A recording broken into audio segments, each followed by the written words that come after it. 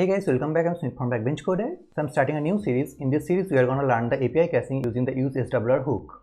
I'll cover API caching, revalidation, mutation, optimistic UI, pagination with infinite scroll, literally everything of SWR library. But before that, if you are new to this channel, I make videos on web development and web designing. So if it somehow sounds interesting, please hit the red cute button, please. Okay, coming back to our topic. So if you are not familiar with the SWR hook, let me just give you an introduction. So SWR is a React data fetching library. Now before learning the use SWR hook, you need to know what SWR means. SWR means stale while revalidate. Now what does that mean? Well, according to dictionary, stale means not fresh. Okay, so it's basically a caching approach where it first returns the data from the cache, then it sends a fetch request, and it finally comes up with the up-to-date data. Seems confusing? Let's see this diagram. So at left I have the component, at middle I have the use SWR hook, and at last I have this API service. Now think about this use SWR hook as a middleware. So in the traditional approach using Axios or whatever, you make a request to this API service from the component directly. Right, but in this case the approach is different. So what happens? This component makes a request through this use SWR. So it checks if the data is already there in the cache. If the data is already there in the cache, it returns the old data to the component. Meanwhile, it makes a new request to the API service. It gets the update data from the API service, it updates the cache, and as SWR is a global state, it updates the component with the new data. That's how it is, very simple. Let's see this with an example. Let's say you are a user, the user ID is 123. Okay, so you need to get all the posts of 123. So it checks if the data is already there in the cache. Maybe you already made a request 2 minutes ago to get the same data. So it will check if the data is already there in the cache. If the data is not in the cache, not a problem, it will go to the API service, get the data and returns the new data. But if the data is in the cache, it will return the old data. Meanwhile, it will request the new data, paste the data and update the component with the new data. That's it. Now let's see this in practical. So let's go to this GitHub repo. I'll put this link in the description box. At first, we will see why do you need the API caching. What's the drawbacks of not using API caching. So just go to this repo and then click on this drop down, the branch drop down. Then select the starter and then just copy this URL. I'll put this URL in the description box. Fine. And then just go to your terminal, navigate to the folder where you want to create the project. So here just run npx create next app, then just pass an example flag, so -e, then the URL, just paste it, fine, and then the project name. In my case this is SWR, that's it, just press enter and boom, it will create the project with the starter files. Okay, done. Now just cd to SWR and open this in your code editor. I'll be using VS Code. Fine, so what's going on in the starter? I will talk about the starter files in a minute, but before that just run the server. So let's go to terminal. If you see the output first, you'll understand better. Okay, so let's run npm run dev. It will run the development server. And by the way guys, I assume that you know the basic React, because Next.js is 90% React and 10% Next.js. Cool, just go to localhost 3000. And here's my beautiful app. Okay, so at the top I have this text field and a button which will create a post and then the list of the post. Fine, pretty simple. If you click on a postcard, it will go to a dynamic route. Here it is, look at the route. This is post/1, the one is the ID. Okay, so in this page I have the main post, which is a postcard component, and then a text field and a button to create a comment, and then the list of the comments. Pretty simple.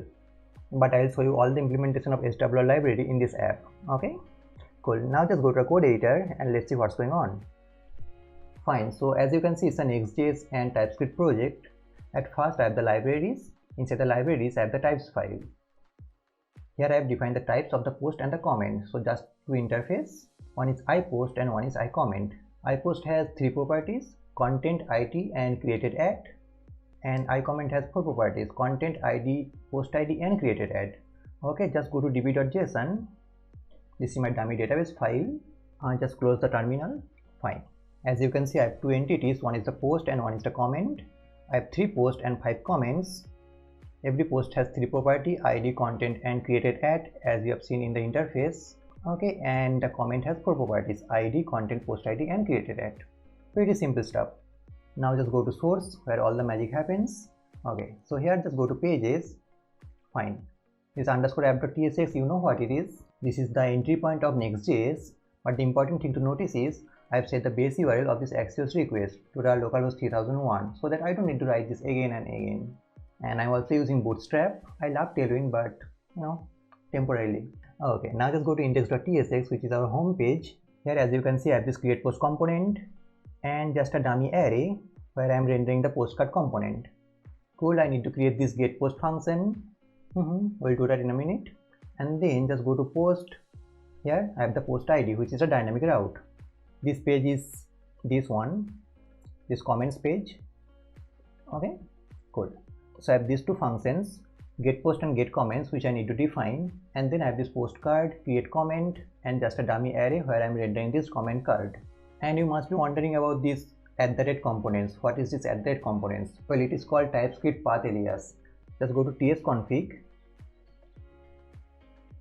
And here you can see that I have mapped this source/components to this @components so that I don't need to put the relative parts. This is a handy feature of TypeScript. Now just go to components folder. Here I have the comment card, which is responsible for rendering a single comment. This is a comment, just a dummy comment for now. Then I have this create comment, which is responsible for creating a comment, just a simple React state and a text area with a button. We need to add the functionalities. And then I have the create post component, which is same as the create comment but for the post. So this will create a post. And then I have the loader, which is a bootstrap loader. So I'll be using this as a loading indicator. And then I have the postcard, which is responsible for rendering a single post. And now just go to package.json. Here are two scripts we are interested. Yeah, the first one is dev, which is next step, that will run your development server, which is running, and then the JSON server. This will run your mock JSON server. So look at the comment, JSON server db.json. So db.json will be used as the database. And then there are three flags, D, P, and W. So D means delay of 2 seconds. So I'll get the data with a delay of 2 seconds so that I can see the loader and what's the problem without the API cache. And then I have this P means port 3001. So it will be running on port 3001. And then this W means watch db.json. So every time you modify the file, the db.json file, it will restart the server. Okay, so let's run the server, the JSON server. So press Ctrl Shift and 5. This will split your terminal. The shortcut is Ctrl Shift 5. And just run npm run JSON server. It will run your dummy server on port 3001. Fine, so as you can see, there are two endpoints, post/comments, but we can create additional endpoints. Let's see this in action. Just go to browser and go to localhost 3001/post, and this will give me all the post. Fine, but we want to get the post in reverse order based on the created @ so that we can see the most recent post at the top.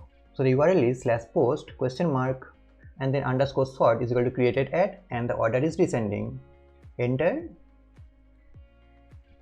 And now we got the post in reverse order based on the created @. Also, to get the comments, we can just go to /post/1. One is the ID of the post, /comments, and this will give me all the comments of a particular post. And now let's add the functionality. So close all the files. Let's get all the posts first. Okay, for that just go to index.tsx. This is my home page. Fine. So you need to add the functionality inside this get post function. Typical React thing. Let's create a state to hold the post. Use state. The name of the state is post plural. The initial state is null. It means we don't have any post yet. Nice. And then the get post function. This should be asynchronous because we are gonna make an asynchronous call. So await, just import the Axios. Should be auto imported. Fine. Axios.get. The get is by default anyway. Just get the URL from the browser. This is, let's copy the URL and paste it here. Nice. Just change the URL to post. We don't need the comments here. Fine. So post with a query parameter sort and order. And now just grab the data. So const destructure the data, cause you'll get the response object. Fine. And then just set the post with the data. Beautiful. Let's call this function when the component is mount. Use effect. The dependency array should be empty. And then here just call this get post. Nice. And now Just replace this dummy array with the post. So just map over the post array, get every post as post. The key should be post.id, and just pass the content, or you know what, data. Data is the post. Cool. This is giving a TypeScript error. We're gonna fix that in a minute, but before that, let's also show the loader. I need to use an optional chaining, so post with an optional chaining, because the post might be null, so in that case it will throw an error. Anyway, so if I don't have the post, in that case I'll show the loader. Again, I have not handled the error. Here inside this getPost function, I have not handled the error. You can handle that, that's not the point of this video. Okay, just import the loader, should be auto imported. Hey, yeah, auto imported, cool. Now just go to postcard and fix this error. Okay, first of all, let's define the types of the properties. So functional component, cool. Use the generic, and inside this generic just define the object. The property name is data, and it is a post. So I post, cool. Should be auto imported from libraries, and then we can destructure this, the data. Look at the power of the TypeScript. Again, destructure this with one more label, so colon and curly brace. And now let's see the power of TypeScript. So control and space, and look at this, content, comma, created at, comma, id. Fine. Now let's replace the contents. The post id, it should be the post id with a curly brace, because we are gonna execute some JavaScript. Just replace this is a post with the original content. Fine. And now this handle click, it should be the id, not one id. Cool. Just save this. And I also forgot to set the types of the state variable, this post and set post. So it should be the array of iPost. So iPost should be auto imported, and just pass this as array. Fine. Very good stuff, huh? Let's see. Let's go to browser and go to localhost 3000. Go to the home page. It will give an error inside this comments page. Don't worry. Let's go to the home page, and I should see my post after 2 seconds of delay. Cool. Again, refresh. The delay of 2 seconds because of the flag dash d with 2000, and now I have the post. Now if you click on a post, it should get all the comments of a post. For now it will show an error. Okay, we are gonna fix that, but now let's get all the comments and that particular post. Okay, let's do that.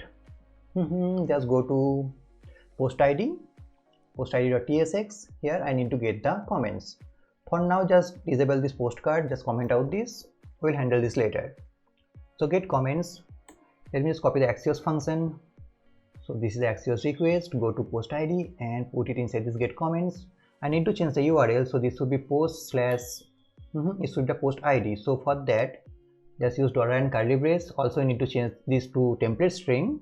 So this should be the post id. And how can you get the post id? You can get this using the use router. So at the top, just grab this using the use router hook. Use router should be auto imported from next router. So just restructure the query. Fine. Also restructure the post id. Come on, post id. Fine. Just grab this post id and put this inside this curly brace. Fine. So post id slash comments. Right. Just make this dynamic, so it should be not the quote, instead it should be the tilde or the template string. Fine. So I get the comments. It should be Axios. Just import the Axios. Fine. The get comments should be asynchronous function. Nice. Great. So you got the data. And now let's create a state to hold the comments. So use state. The name of the state is comments. Set comments. Use state should be auto imported. Fine. Initial state. Good. It is null. And then after getting the data, let's set the comments with the data. And now just call this function. When the component did mount, so use effect. Inside this callback, just call this get comments. But we need to make sure that we have the post id. Right, so let's make sure that we have the post id. Then I'll go for the get comments. Cool. Inside the dependency array, just pass the post id. Fine, just save this. And now we need to replace this dummy array. Just replace this with the comments with an optional chaining, because it might be null. and then just grab every comment as comment, and then the key should be comment.id, comment.id.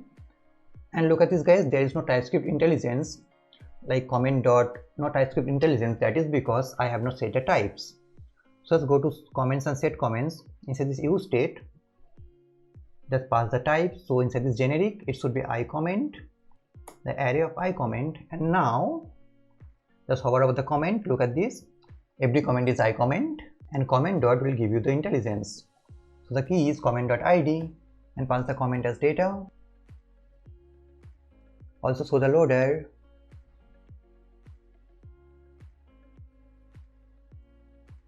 Cool. Now just go to comment card and fix the error.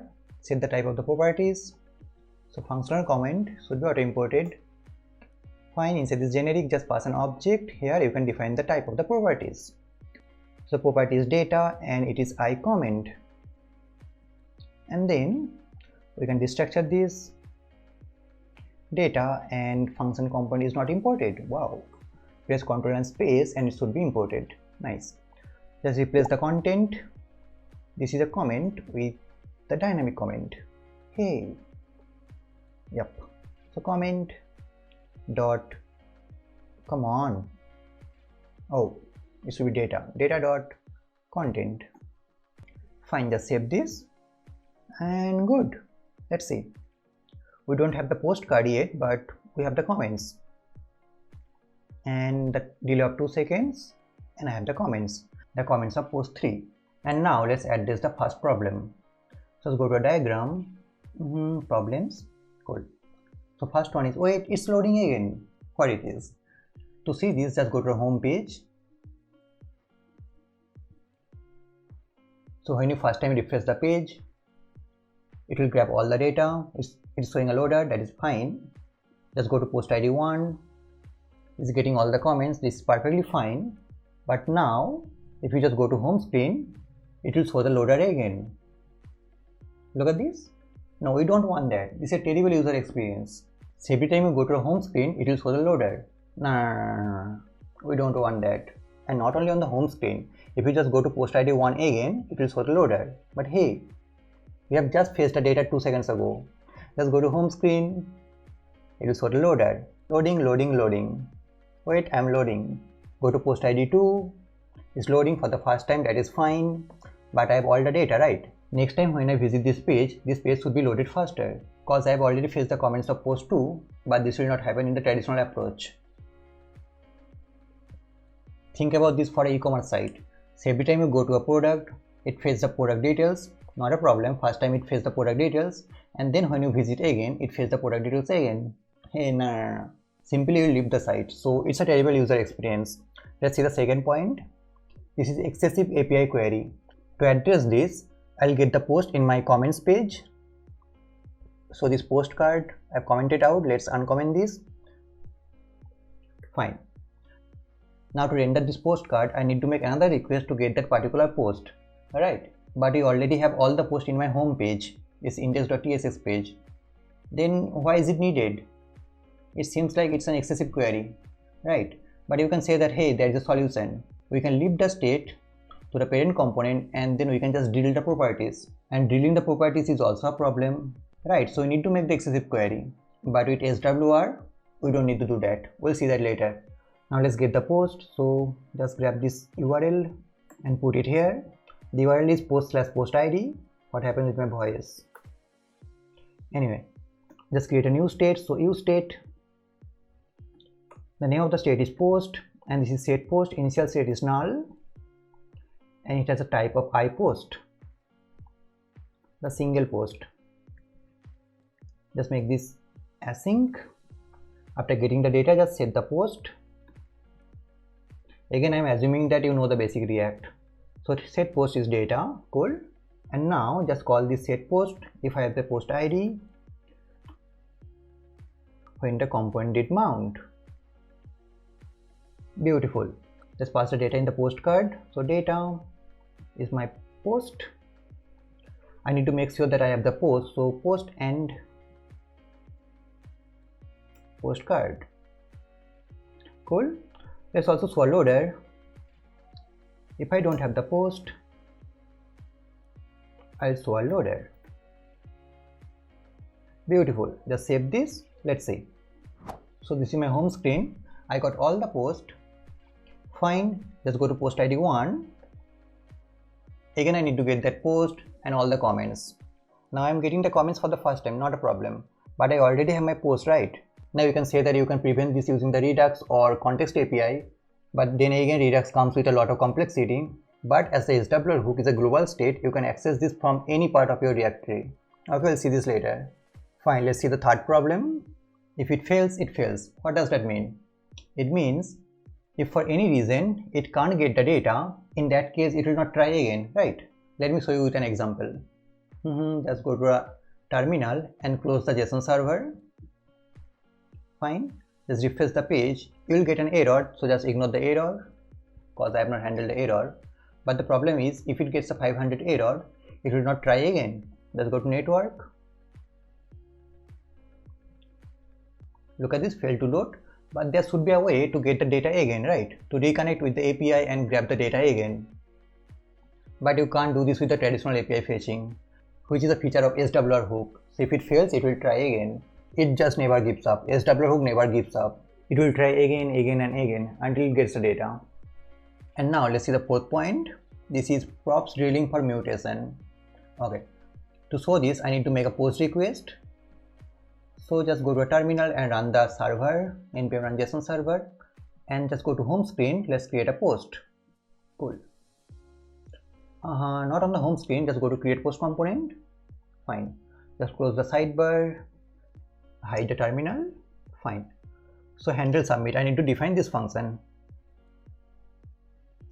So await Axios should be auto imported. Fine. Just pass an configuration object. Here the method is post. Cool. The URL, this is /post, and the data. The data, it is an object. What is the data? The content is the content. Content is the content. Then the ID, I need to create a random ID. And let's create a random ID. So const ID is a typical method random approach. Method random, it will return data between 0 and 1. So let's multiply this with 1000 so that I can get a random number between 0 and 999. And then just convert this to float. So math.float, just wrap the function. Cool. So the ID should be ID, and then comma, the created at. Created at is the date. This is the current time, so date.now. Let's call this. Fine. So that's my data ready. I'll make a request and grab the data. So const data. And after that, just set the content to null. Sorry, empty string, not null. Fine. We need to do some stuff with this data, but I'll do that later. Okay, let's see this. Just go to a browser, go to localhost 3000. Just go to home screen and refresh the page. Okay, let's create a post, a random post, add post, and hey, oh, I have not prevented the default behavior. Great. So e.prevent default.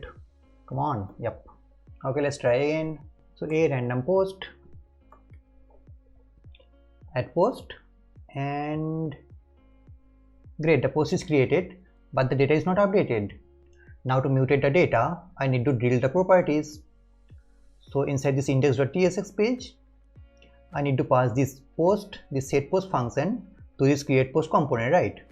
So basically we need to drill the properties to mutate the data. So let's do that. Why not? So set post, pass the set post. Fine, just go to create post. Here we can destructure the property. You can set the type, set post, cool. And then after posting the data, this should be set post. Okay, just grab all the previous post. Just return a new array, but the data should be at the first. The new post should be at the first, I should say. And then dot just spread the other post. Save this, and now it should automatically update the data. Let's see. So another random post, add post, and great, look at this, another random post at the top. And I'm typing slowly because my keyboard sound is being captured in my mic. I've tried to solve this, but I have not found any solution. Anyway, so that's my fourth problem, props drilling for mutation. But again, as the SWR hook is a global cache, I don't need to drill the properties. I can access this from any component. And then no updates of data.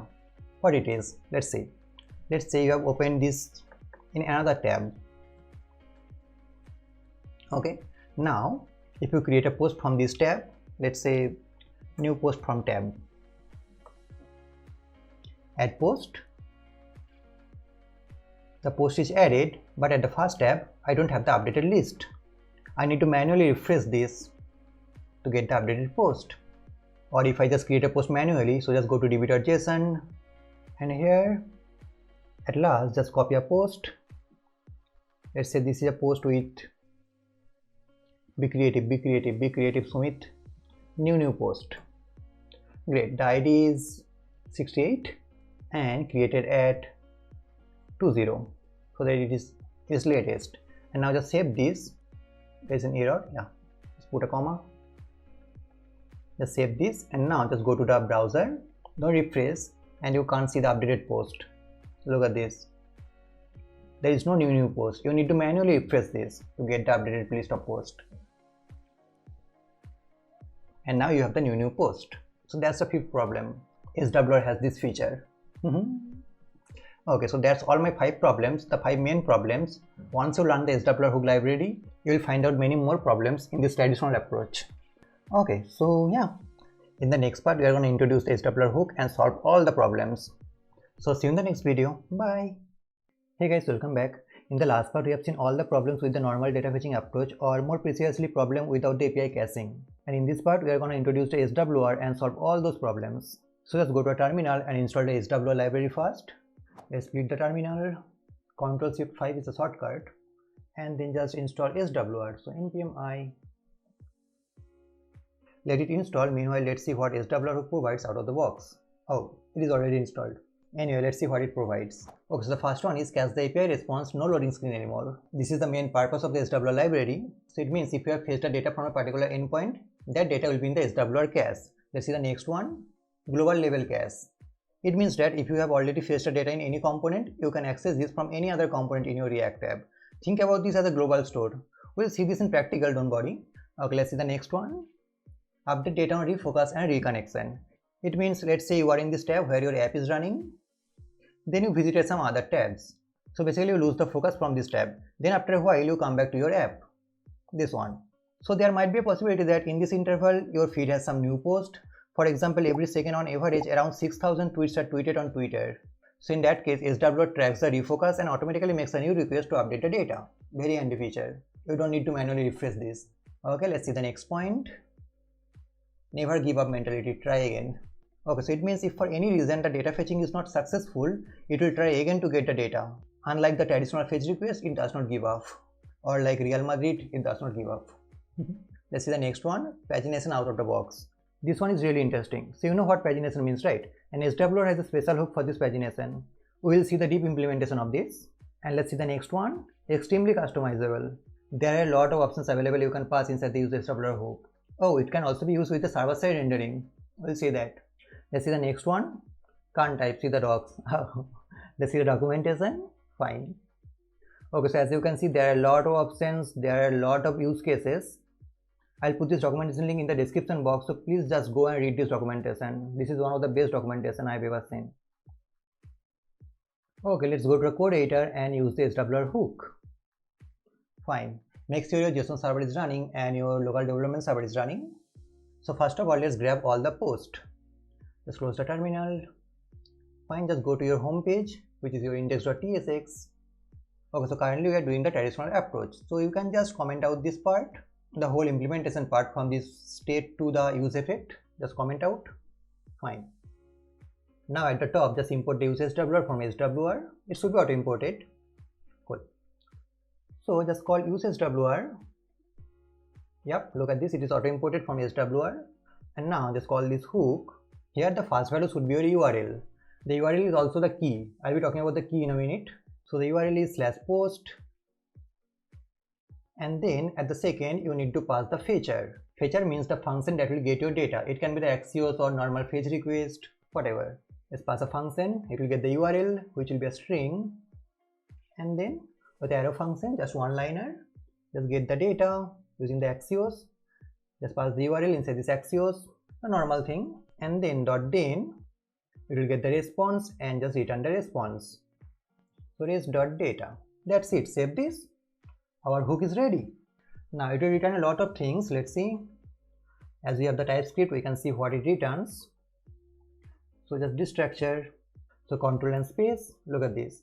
The first one is validating. It means the request is on. The request is not finished yet if it is true. Then the second one is mutate. I'll be talking about this mutate in the next part. Then revalidate. Revalidate means make a new request. But what we need is the data and the error. Okay, cool. Now just hover over the data. As you can see, the data has a type any, and that is because we have not specified the type of the data. But we can pass this inside this generic. Inside this use SWR, just pass a generic, and it is iPost. iPost, but it is an array, so iPost array. Cool. Just save this, and now the data should have a type which is iPost array. Great. Now we have some errors. Yep. The create post, just comment out for now, and then this is post. Okay, so let's just rename the data with the post. Cool. And now the error should be gone. Beautiful. You can also check if there is any error. You will show that hey, something went wrong. So here, just check if there is an error. Just say something like, hey, something is wrong. No, with a P, something is wrong. Just save this. Let's see. Okay, let's see. Fine. Okay, it's getting the post, and it got the post. Beautiful. Now just click on a post. It's fine, it's getting the post and all the comments. And now just go back and look at the magic. You already have the data, no loading screen. But does it mean that it's not making a request? No.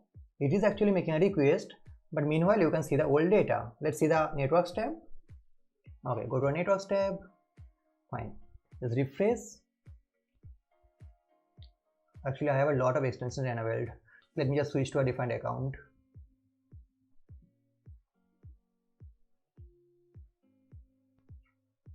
And look at this, it's getting the data. Go to network, look at the post request, localhost 3001/post, fine. And now just click on a post, look at the next two requests /post and comments, and that is because these two requests, let me show you again. Let's go to post ID. These two requests, first one is the post/post ID, and second one is the post/post ID/comments, fine. And now, hey, oops.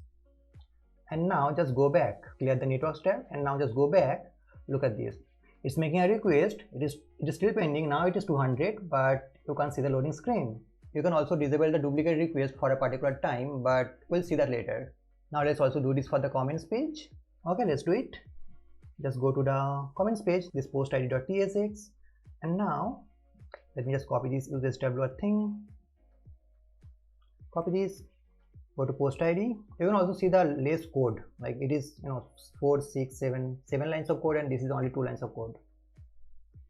You can just comment out all the stuffs, and now just put the SWR thing and just make this multi-line comments. Cool. I'm keeping this for the reference. Nice. Okay, so just import the SWR from the SWR library. Use SWR from the SWR library. Now the URL is /post/post ID/comments. Oh, I also need to pass the created and the order. I forgot to do that. Beautiful. The data, it should be the 𝐼_comment, and then just rename this. The data should be comments. For now, just comment out the post. There is no error. Fine. Let's see. Cool. Okay, it's making a request. Fine, just go back. It will make a request for the post because it's the first time, and then just go to post ID 1. The data is already here. Just go back. Now just go to post ID 2. As the post ID 2 is not fetched yet, it will make a first request. So it will show the loading, and then as now this is in the cache, just go back, and now just again go to post ID 2. Look at this. It's a far better user experience, right? And now we can use global config. Why it is needed? Okay, so basically we are repeating this fetcher thing, this URL string and this Axios. So you can actually define this in the global config. Then we do not need to write this again and again. Let's do it. Just cut this out and then just remove this comma. Fine. And now just go to _app.tsx. Cool. Here just wrap this component with the SWR config. Should be auto imported from SWR library. Yep, SWR config. Cool. Look at this, auto imported. Now just wrap this component. Fine. Here you just need to pass something. Property value is missing. Yep. So just pass the value, an object. Inside this object just pass the fetcher, and the fetcher is my Axios thing. Just save this. Great. Now just go to index.tsx. We don't need this fetcher, and also just correct the URL. It should be post/created at with the order descending. Great. Save this. Beautiful. Now let's also grab the post inside this post ID page, this post thing. Okay, how can I do that? That's the important question. So basically the idea is we have already fetched all the posts inside this home page, right? So anyhow I need to get all this post. And how can I get that? Easy. Just call this use SWR hook inside this post ID page. Now you might have a question which is, hey Sumit, we are also making a new request inside this hook, right, on this post endpoint. But we can remove the duplicate request. We'll see that in a minute. Okay, so I got all the post, and now just rename the error with the post error. Okay, fine. Now I have all the post. We need to find out the particular post with the post ID. And how can I do that? We can just run a simple function. If we can extract the post index, we can easily get the post. So const post index. Just run a function. If I have all the post with the optional chaining, I'll just find the index. Inside the callback function, I'll get every post as post, and then I'll match if the post.id is same as the post ID. Just typecast the post ID to number. Fine, that's it. I got the post index, and now the data, I can just grab the post with the post index. So post, just grab the particular post. That's it. Save this, and now this will be post, this will be post. Great. Save this. Let's see. Okay, refresh the page. Fine. I have my post with the post ID 2. Just go back. Great. Just clear the network request, and now just go to post ID 68. Look at this. There is no loading screen for the post, and that is because we are getting the post from the cache. But there is a problem. The problem I was talking about. Look at this.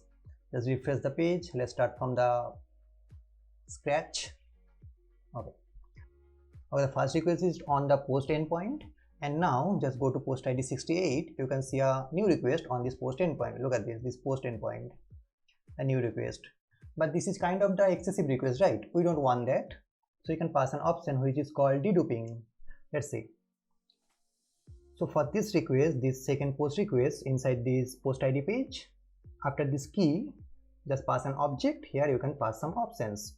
So just press Ctrl and space, and look at this. You have all these options. This we are interested on this deduping interval. Okay, here you can pass the numbers in milliseconds. So for example, let's say 10,000.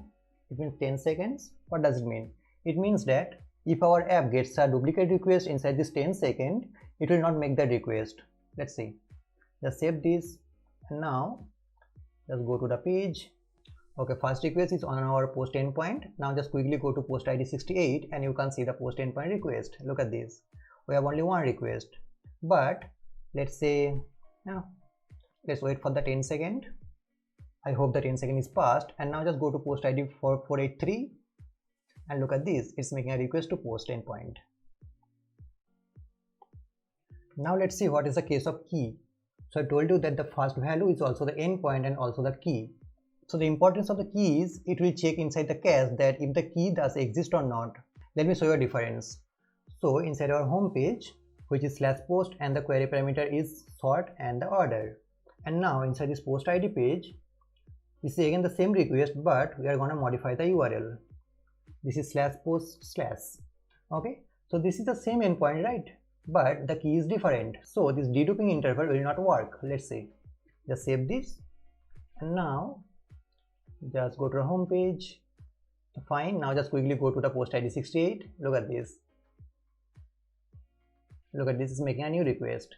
You can see the endpoint, which is /post/query parameter sort and order. Fine. So that's the importance of the key. Make sure you have the same URL throughout your app. Just save this. Fine. Now you can obviously also pass all these options like this deduping interval inside your global configuration. Yeah, here you can pass this. After this feature, just put a comma and press Ctrl and space. Look at this. You have the deduping interval. You can pass this, and then you can just override this for each request. Right. So the 10,000 is the default, not default, but which is in our global configuration. So we can obviously override this. For example, 100 seconds. Let's try to make this smaller for a social media app. 12,000. Great. Now let me show you the never give up mentality. Okay, just go to the page, refresh, and now just close the server. Just go to yep, this JSON server. Just kill this server, and then just refresh the page. Look at this. Pending, failed, but it's still making a new request. This post sort failed. Then the new request comments. It just never gives up. You can just run the server now, and it will load the data. It will also load the data because it will make a new request on refocus. Look at this, you got the data. SWR technology is one of the best things you will learn. Fine. Now let me show you how it works on refocus. So basically the idea is just go to a create post. Oh, the create post is disabled, right? Not a problem. We can just create the post manually. Okay, now we don't have any post. Just go to the JSON server, not JSON server, but the db.json. Just duplicate a post. Fine. The new post is new post. New post. So much creativity. The post ID is 70. Just save this. Oh, created ad should be great ad, so 28. Just save this. And now just go to _app.tsx here. Inside this option object, just pass a value which is revalidate on focus, which is true, which is also true by default. Anyway, just save this, and now just go to your app. You should immediately see your new post. It will make a new request, and look at this new post. So this is also same for the reconnection. So if you lost the connection, the internet connection, when the internet connection is back, it will make a new request to update the data. Okay, so that's it for this part. In the next part, we are going to see how mutate works, and we can actually create a post and create a comment with the mutate. Okay, so see you in the next part. Bye. Hey guys, welcome back. In the last part, we have seen how to cache the API, and in this part, we are going to see how to mutate the data. Now, what does the mutate mean? Mutate is basically a function to update or revalidate the cache programmatically. For example, after creating a post, we need to tell SWR that hey, we have just created a new post, so please update the cache. Now there is an option in the mutate function which is called should revalidate. If you pass the should revalidate as true, then it will make a new request to update the cache, and if it is false, it will not make a new request. Hey wait, it will not make a new request but still updates the data. How? Let's see. So let's go to the home page. We have this create post component. Remember, we have commented out this create post component. Let's just uncomment this and add the functionality. The functionality is already added, we just need to modify a little bit. So basically we are drilling the props, right? So this set post, just remove these props. Fine. Now just go to create post. Yeah, just go to create post. We remove this set post.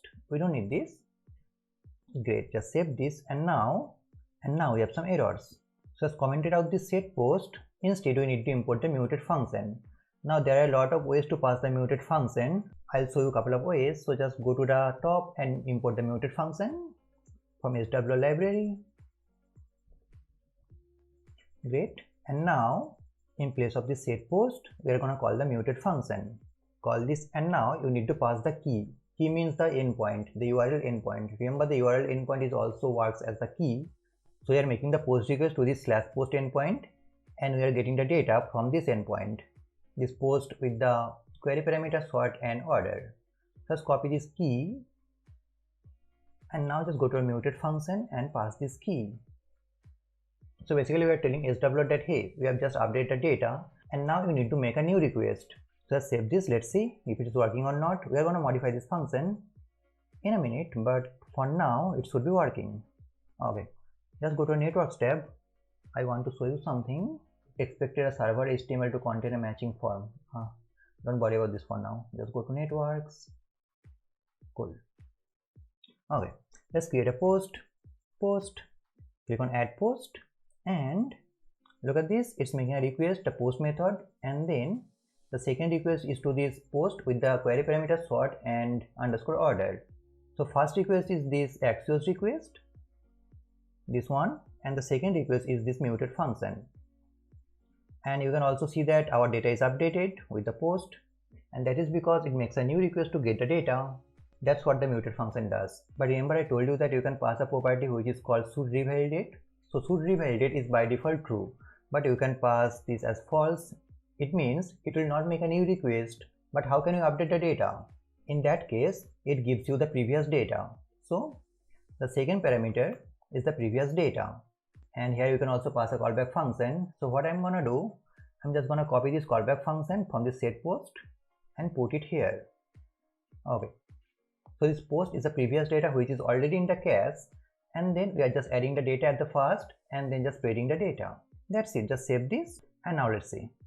You can see that it will not make a new request to update the data. Okay. New post. Okay, click on add post and look at this. It's only making one request and the data is updated. Now how can this option be useful? It is useful if you are making an optimistic UI. Optimistic UI, what does it mean? Optimistic UI means just update the data at first and then make the request. Then after making a request, just double check if the data is updated or not. Seems confusing? Let me show you. So basically the problem with the current approach is we are blocking the render of the UI. Let me show you. Yeah. So for now, let's say creating a post, ABC, click on add post. Look at this, it's taking around 2 or 3 seconds to update the data. And at that point the app is idle, right? So user just can't make around 2 or 3 posts in sequence. So you can solve this using the optimistic UI.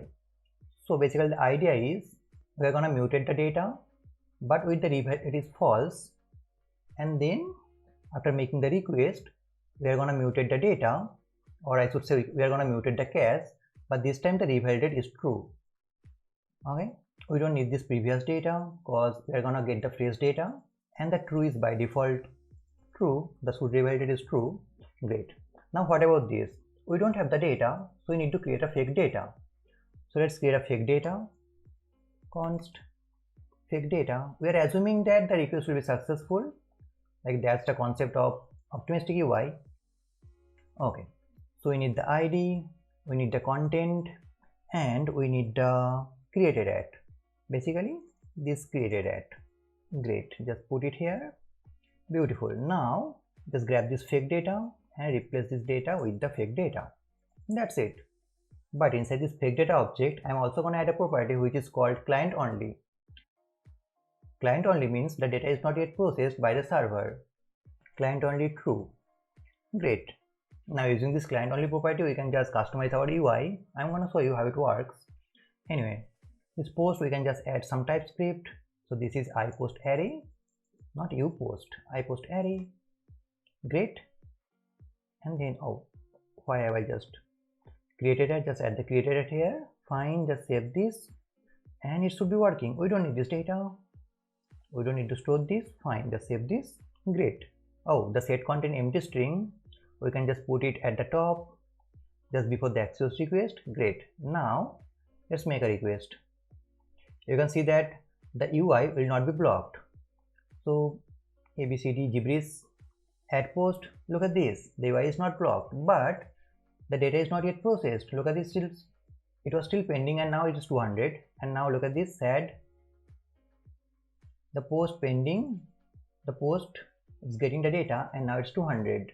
Let me just add more delay around 5000. Just go to the package.json. Instead of 2000, just make this around 6000. Just you need to restart the server, npm run json server. Great. And now just refresh the page.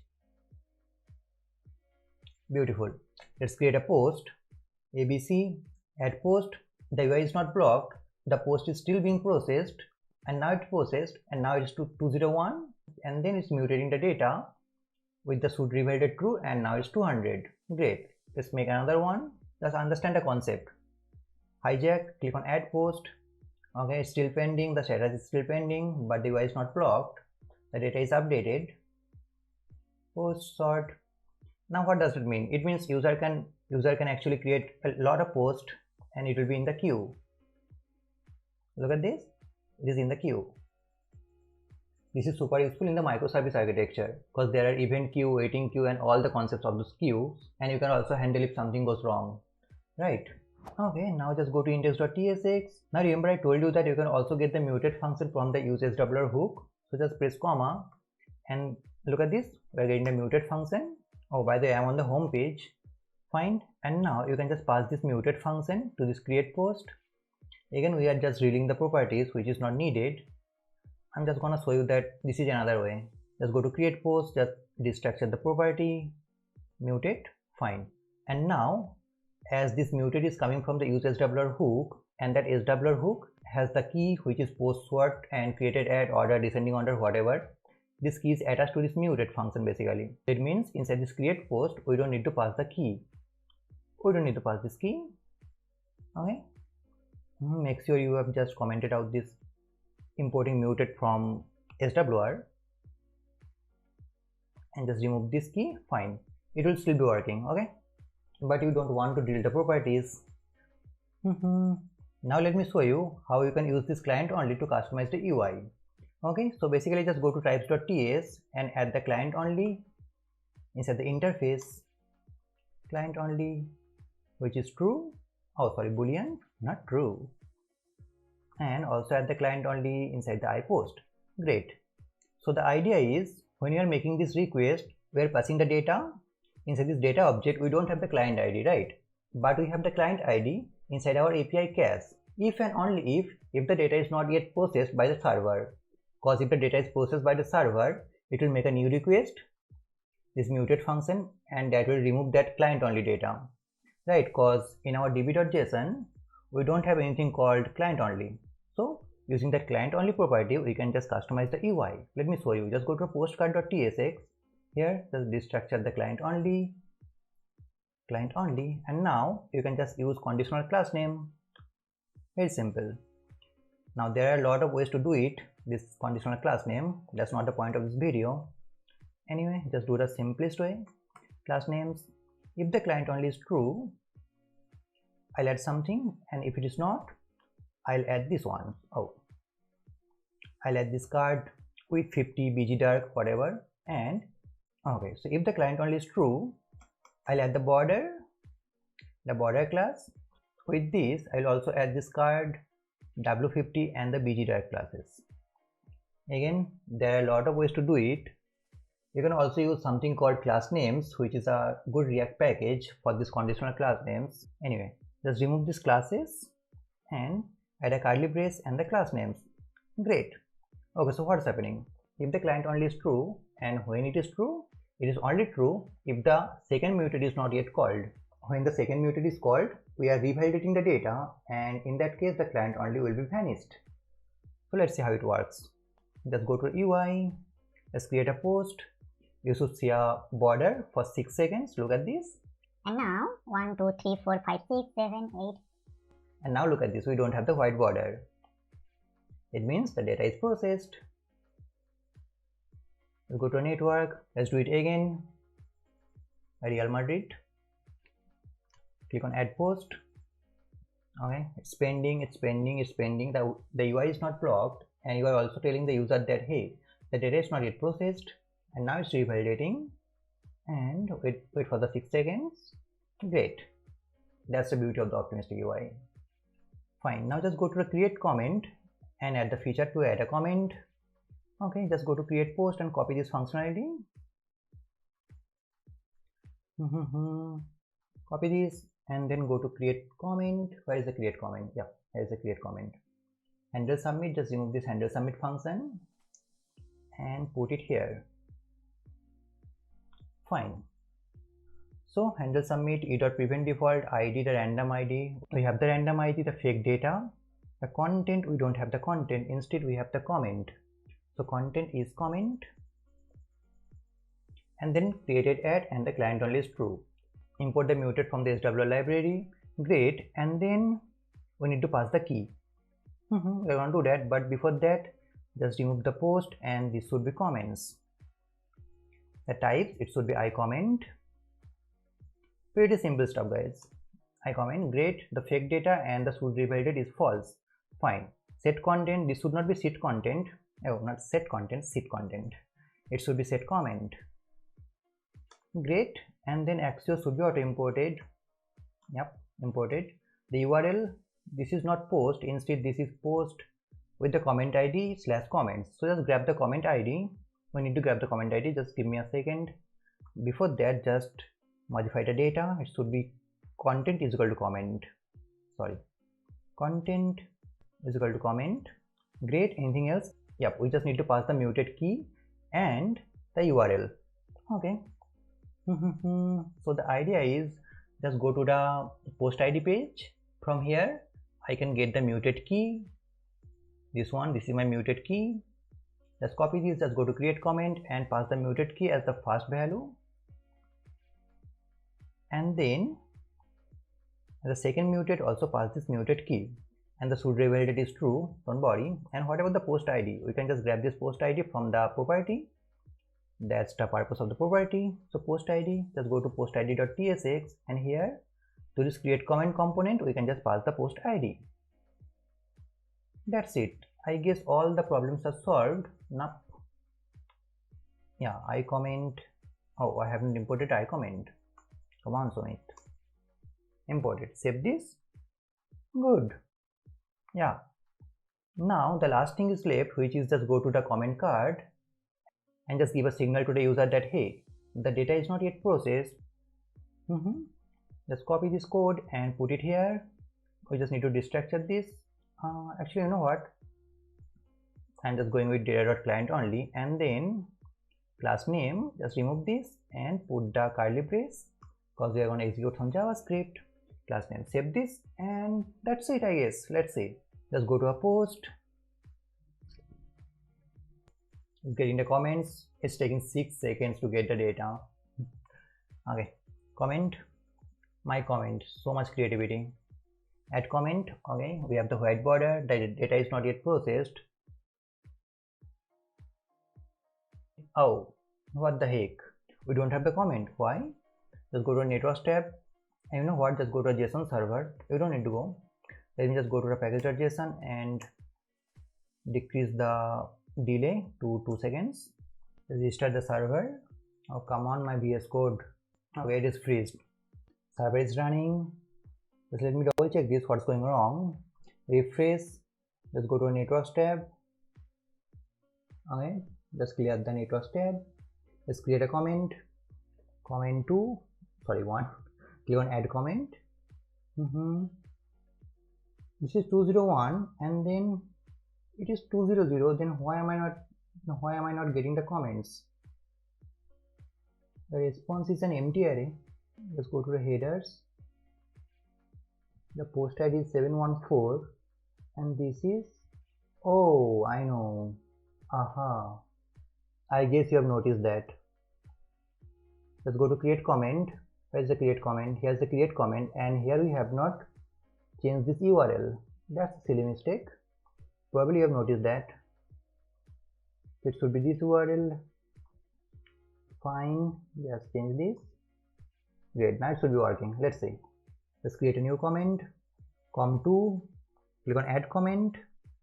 Fine, with the white border, and now it should be revalidated. Yep, great. So yeah, that's all about the muted, that's all about the optimistic UI. This is again highly useful in the microservice architecture. So I guess that's all about this part. In the next part, we are going to see how pagination works in SWR library. So see you in the next part. Bye. Hey guys, welcome back to our series. In the last part, we have seen how to catch the API response, and we have also seen how to mutate the data. And in this part, we are going to add the pagination in our app. So currently we don't have the pagination, But at the end of this part, we should have a button that will get me the next 5 posts, then next 5, next 5, next 5. That's one thing. As an alternate, we're also going to set up the pagination with the infinite scroll.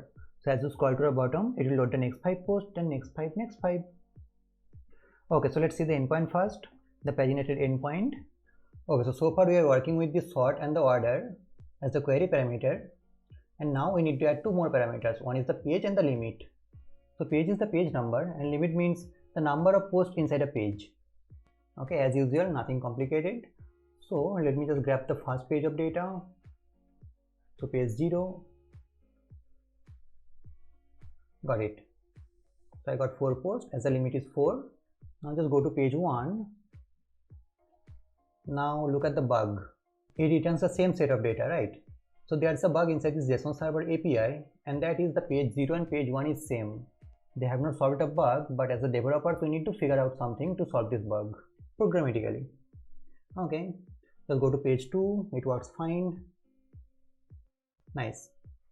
So that's our paginated endpoint.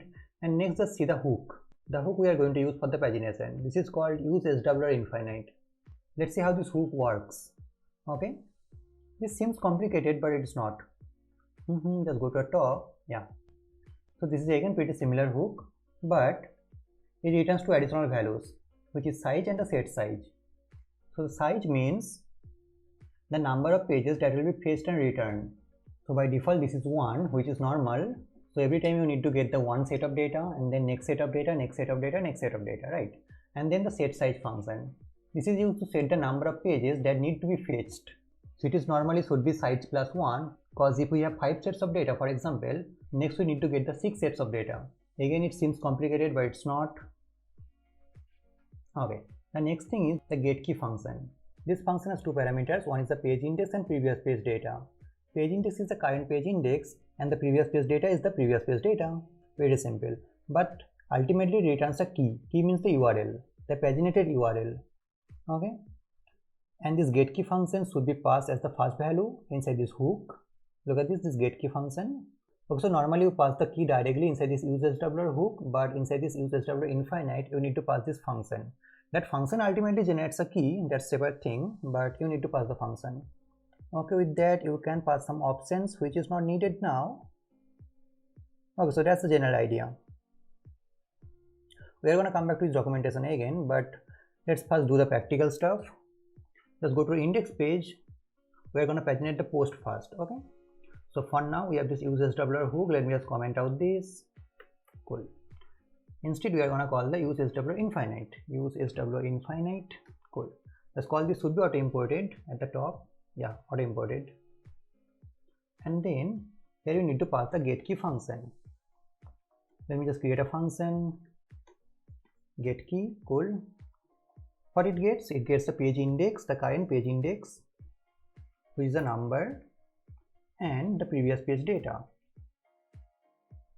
which is for now any. We are going to fix the type, don't worry. So it returns the URL.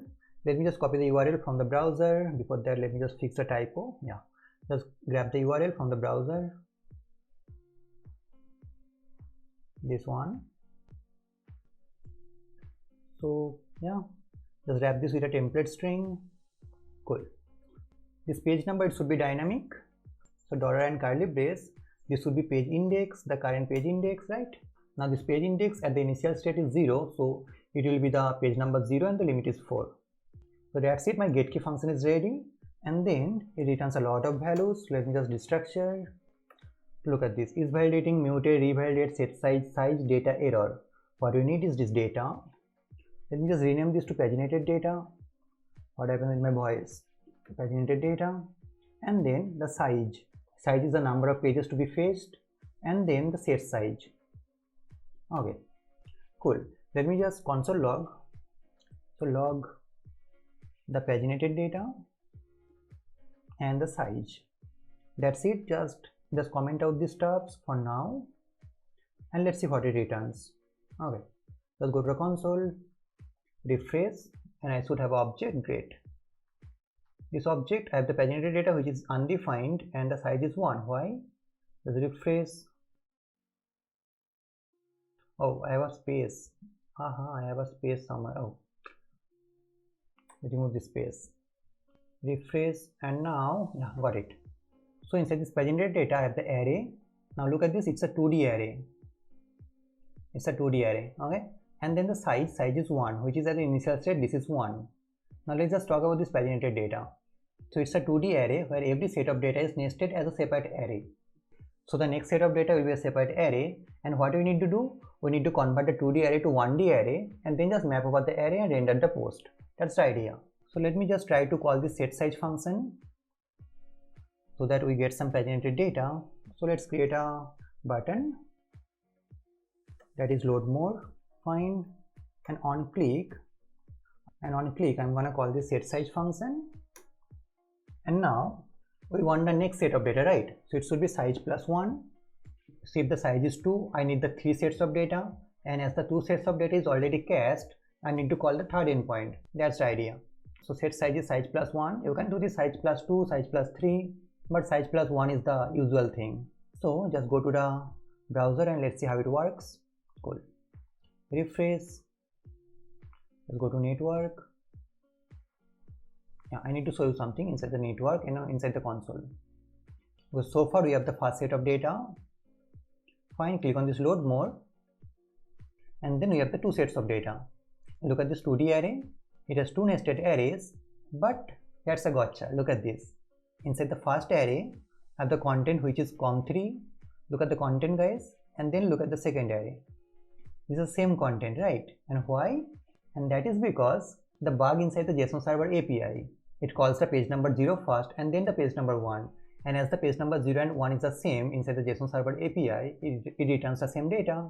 Also look at here, inside the network tab, at the first call this is page number 0, at the second call this is page number 1, right? So it returns the same data. And now if we just call this load more again, it will call the page number 2. Look at this, it's called the page number 2, and you should see a different data. Yeah, let's scroll down. It's a nested array of 3 elements, or array of 3 arrays. Okay, page number 0, page number 1 is same, and then the page number 2, this is different data, right? Okay, so you need to fix this bug. And how can you fix that? Basically we are going to skip the page number 0. So here, when we are getting the page index, we are going to increment the page index by 1. That's it. Now the page number 0 does not exist. It will automatically page number 1, then page number 2, 3, 4, 5, 6. Right? Just save this and let's see. That's the developer stuff, guys. You need to find a way. Okay, first set of data, click on this load more. And yeah, next set of data, cool. Look at the data. First array, this is com3, com2, whatever. Second array, this is 𝐿 and 𝐮𝐻𝐵. So the bug is fixed. And now we need to check if we have already reached to the end or not. If we have already reached to the end, we don't need to make more requests. And how can we check that? We can check this with the previous page data. So if the previous page data is empty, it means we have reached to the end. Let me show you. Just click on this load more again. Okay, you got the next set of data. Is it empty? No, it's not empty. Click on this load more again. And now look at the 4. It's still not empty, but we're sure that it's the last set of data. Click on this load more, and now it should be empty. Scroll down, yeah. Look at this, it's empty. So you can either check if the last set of data is empty, or if the last set of data has less elements than the limit. In that case, we have reached to the end. For the simplification of this video, just check if this is empty or not, if the last set of data is empty or not. So here, this is getKey function. After modifying the page index, I'm gonna check if the previous page data is empty or not. Previous page data means the last set of data. So if we have the previous page data, and because it might be undefined at first, and if the previous page data dot length equal to 0, or we can do this using the not operator. Why not? In that case, I return null as the key, and if the key is null, it means it will not fire the request. Let's see this again. Refresh the page. Got the first data, load more. Got the second set of data, load more. Size is 3. Third set of data. You can refer the size as the page. Click on this load more. I got 5 sets of data, and now click on this load more. Look at this, it will not make the new request. It's array 5, array 5, array 5, not array 6, 7, 8, 9, right? The size number is increased, and that is because we are calling this load more, but we are not making additional requests. Just go to network. You can also see here. Click on load more. It's not making a request. I'm clicking load more, but it's not making a request. Okay, so we are pretty much done. And the last thing we need to see, how to flood the array. Because so far we have this 2D array, right? We need to find a way to flood the array to 1D array. And that is pretty simple in JavaScript. Basically, let me just create a 2D array. 1, 2, oops. 1, 2, 3, 4, 5. Okay, that's my 2D array. And now if I just call the flood, it will be converted to an 1D array. Okay, so let's do it. Yeah, so just comment out this console log, the data. Let's say this is post, and then we need to flood the data. So const, let's say paginated post. This should be data dot flood. Oh, not data, post. This should be post dot flood. Great. And now we are going to map over this paginated post here. Just uncomment this, create post, just comment out this for now. Cool.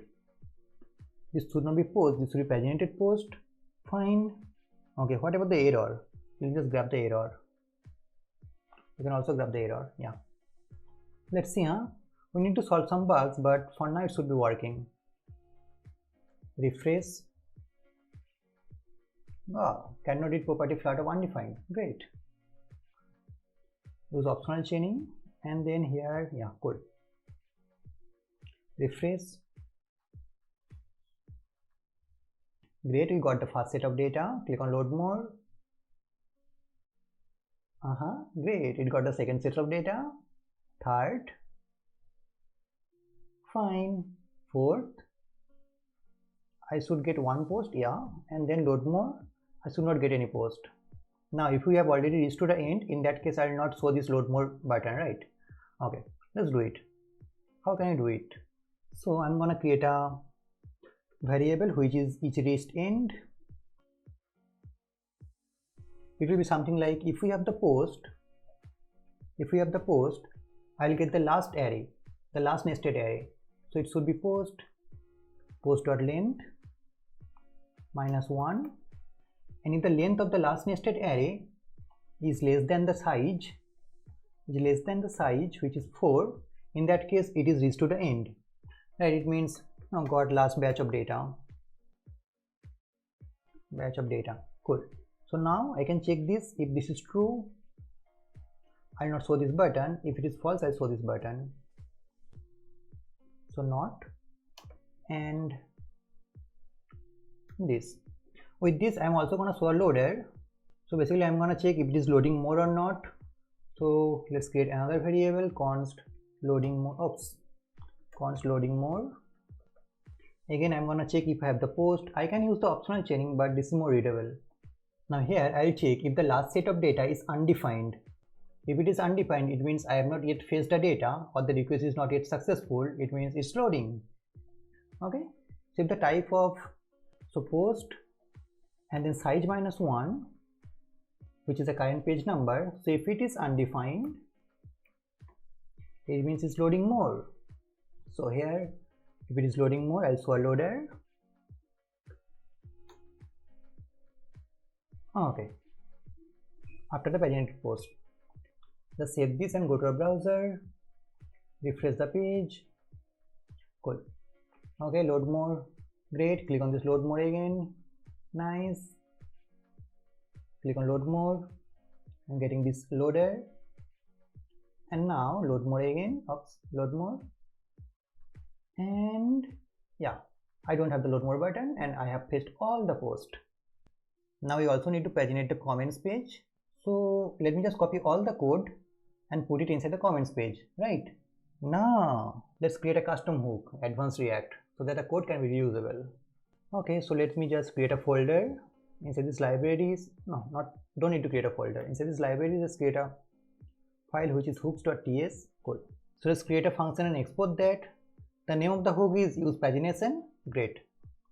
Okay, so let me just copy all the stuffs, get key to this loading more, cut it out and put it here. Nice. Import the use SWR infinite from SWR library, and then we need to return a lot of stuffs, right? So return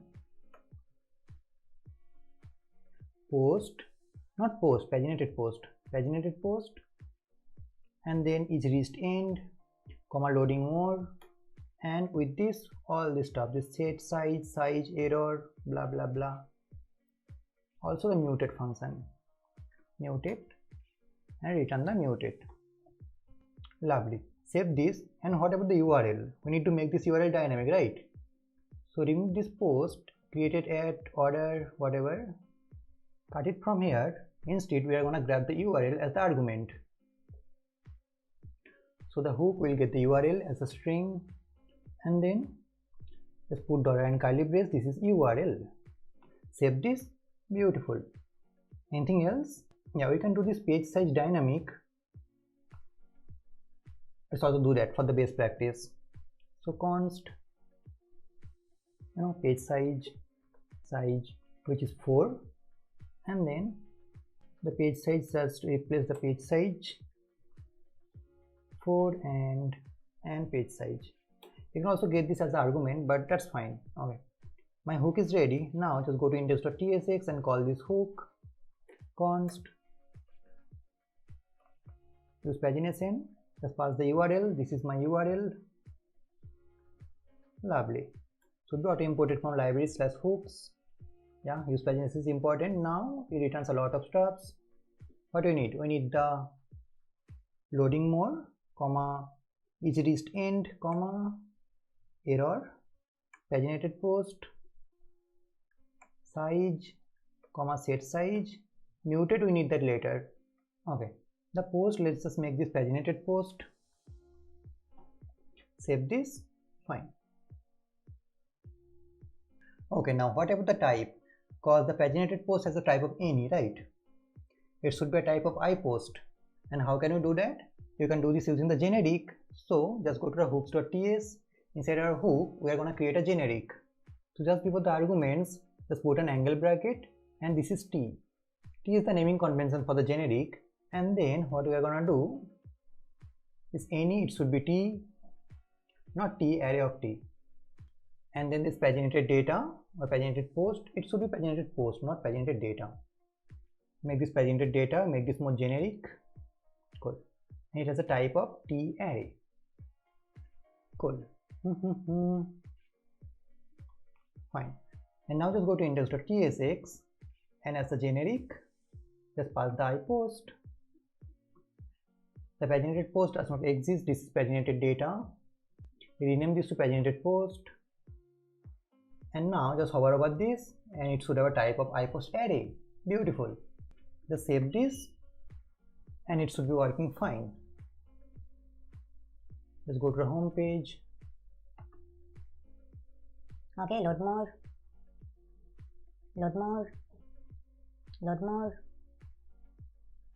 Nice. And now let's implement this for the comments page. Pretty simple. Just go to comments, the post ID page. Here, just call this hook. Let me just copy the stuff. Now this pagination stuff. Go to here. We don't need these comments. Instead, just call this hook. The URL, it should be this. Pagination should be imported. Import this from library/hooks, and then this is not paginated post. Instead, this is paginated comments. And type is not iPost. This is iComment. Great. This is not comments. It should be paginated comments. Okay, just save this. Just copy all the other functionalities, which is this loading more and the load more. So here, loading more and the load more. Just save this, and let's see. Just go to post ID 1 to 6. I don't have any comments. Let me just create some comment. Oh, I don't need it, it will work fine. Okay. And now just implement the pagination using the infinite scroll. So for that, just go to the npm and install a package which is called React Infinite Scroll. This React Infinite Scroll component.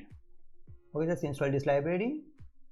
Go to the terminal, split the terminal, and npm I React Infinite Scroll component. Great. Now just go to index.tsx and implement this. Okay, so we don't need this button, we don't need this loader. Comment out this, and then we are going to map over this paginated post inside this component, this infinite scroll component. So just import the infinite scroll component, should be auto imported. Yep, auto imported from React Infinite Scroll. Yeah, here inside this just map over the data, but it needs some properties. So next, so when it's reached to the bottom, it will call this function. We just need to trigger the set page function, which is this one, this set size. Just pass this function here. Great. Then there's a property called has more. If it is true, it means we have more data. If it is not, it means we have reached to the end. So it should be this not reached end. And then we can pass a loader. It should be a loader component. Loader. And then there is end message. So if it is reached to the end, it will show this message, something like, hey, we have reached to the end. Reached to the end. Okay, something like no more data and all. And then one important property which is called length. Data length. So based on this data length, it will define the threshold. This should be a current length, which is paginated post dot length. If we have the paginated post, 10.length. That's it, simple. Save this, and now let's see. Let's go to the home page, refresh the page. No error, please. Great. Data length is missing. The prop is needed when loading more component. I have defined the data length. If it is undefined, I'll give 0. It is called null is collision operator. That is fine. And I'm also going to remove this paginated post and loader, the first loader. Okay, just save this and let's see. It should work. Refresh the page. Oh, I got all the posts, but there is a problem, and that is it has not covered the whole height, and that is because the limit is 4 only. Let me just increase the limit. Let's go to hooks.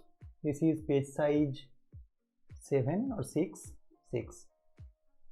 Now just refresh. Great. Scroll, and yeah, great. Scroll, and as you are scrolling, it's getting the more post, it's getting more post, and then it is reached to the end. Okay, so that's it for this part. In the next part, we are going to see how to mutate the data inside the paginated post, and then we are also going to see how you can use this with the server-side rendering. It is not compatible with the server-side rendering, but you can do some stuff with the server-side data as the initial data. Okay, we're going to see that. We're also going to design this reach to the end and all, but that's not the point of this video. So that's it. I'm going to see you in the next part.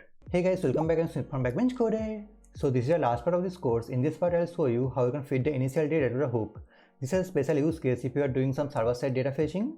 Okay, I'll show you. But before that, just uncomment this create post component. And then we don't have the mutate function, so just grab this from the hook. Mutate, fine. Now it should work. Just go to the page.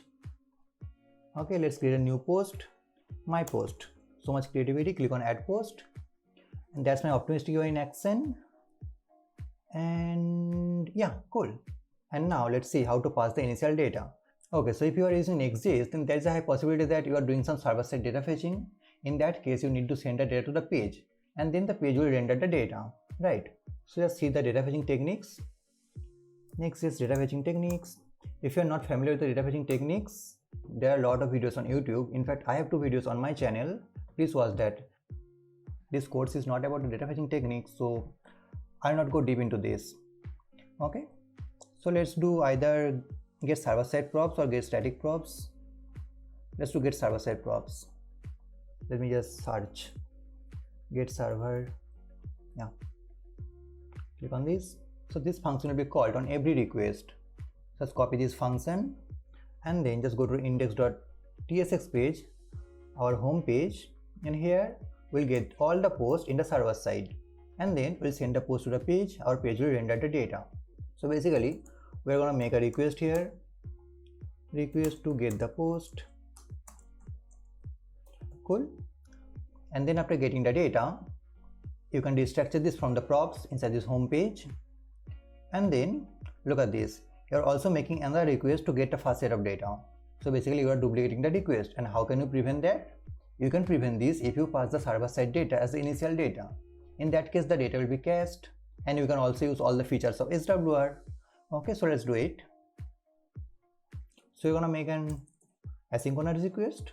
So let's use try catch. Cool. Here await axios.get. Cool. You need to pass the absolute URL here. So let's grab the absolute URL. This is localhost 3001. Yeah, this one. Just copy this and pass this inside the quote. Cool. This is page 0. You want a fast set of data. So page 0 and limit is 5, I guess. Yeah. So this will give me the fast set of data. Fine. Just grab the data. So const destructure data. Fine. Let's also handle if something goes wrong. So at the top I'm gonna create a variable. So let post, that is array of iPost, and then after getting the data I'm gonna update the post. So post is equal to data, and then if something goes wrong I'm gonna update the post with an empty array. Fine. Just save this code and then just see what's coming. So log post. Let's go to a browser and refresh the page. Fine. In the server side I should see some data. Let's go to console. Yeah, we have the first set of data. This is. Now we need to send this data to the page. And how can you send that? You can send this inside this props object. So post is post. Let's save this. And now I can just destructure. So post. Cool. And then I'm gonna send the post as the initial data. So here inside this brace, just inside the object, just pass the post as the initial data. So initial data as post, but it will give me some errors, and that is because my hook does not accept the second argument. You can also see that we don't have the TypeScript intelligence. So let's fix that. Just go to the hook. Inside this hook, let's grab the second argument. So here after this string, let me just zoom in. Cool. The second argument is options, and the type is SWR infinite configuration. Yeah, cool. So here I'll get this and just pass the options to this hook. Oops, not dot, comma, options. Fine. And now just go to the index.tsx and you can see your autocomplete.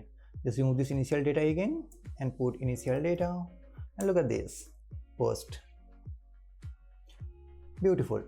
And now just go to a browser, localhost 3000, see the networks tab. You will not see the first request. Okay, just refresh and look at this, we are not making the first request, right? But what if something goes wrong in the server side? For example, if we get an error, in that case we are going to render an empty array, right? So that's our logic. Here I am just assigning this empty array. So let's intentionally make an error. Let's say 3002, the connection should be refused, and I'll get an empty array. At the end I should not get any data. Okay, look at this, it's loading, and that is because our logic is if the data is an empty array, just show the loader. Here it is, just show the loader, because the paginated post.length is 1. But the point is, if we get an error, we need to handle that. And how can we handle that? Really simple. So the initial data will not send a post, will send null. And then when the hook receives null, it will make a new request to get the data. Okay, let me just make this. So if the post.length is 0, in that case I'll send null, else I'll just send the post. Okay, fine. Just save this, and now let's say refresh, and you can see that our browser will make a request. Look at this. they have handled that. So my hook receives null and decided that okay, I need to make all the requests. My server-side data fetching failed because I received null. Cool. And then it will be simple again. Just scroll down, it will make more requests. Really simple. Okay. So if you are doing server-side data fetching, this is really helpful.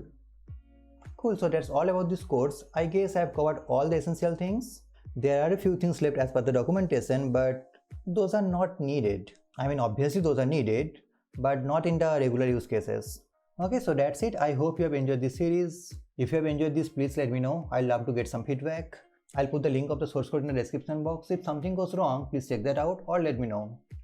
Okay, so see you in the next part. Hey, wait. I make videos on web development and web designing, so if it somehow sounds interesting, please hit the subscribe button. Okay, see you in the next video. Bye.